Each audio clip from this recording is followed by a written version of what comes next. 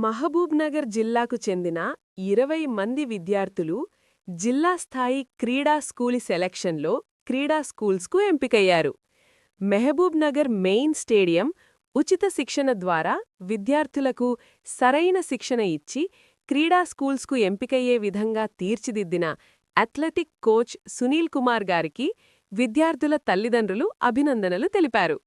ఇలాంటి కోచ్ దొరకడం మా అదృష్టమని వారు పేర్కొన్నారు. జై సాయి చంద్ర, మేము డైలీ గ్రౌండ్కి రావడం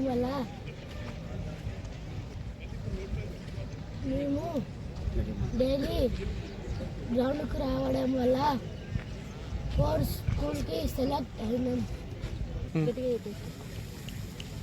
నా పేరు అంజనాదేవి.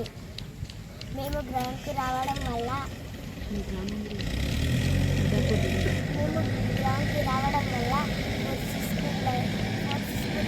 పోవడం జరిగింది. అది చిన్నదారిపల్లి. నా పేరు జ్యోతి. మా బాబు పేరు జై సాయి చంద్ర. ఇక్కడ మండలంలో సెలెక్ట్ అయ్యిండు మా బాబు. తర్వాత డిస్టిక్లో పెట్టిండు. డిస్టిక్లో కూడా వచ్చిండు. 55 మందిలో డిస్టిక్లో వచ్చిండు మా బాబు. ఫోర్స్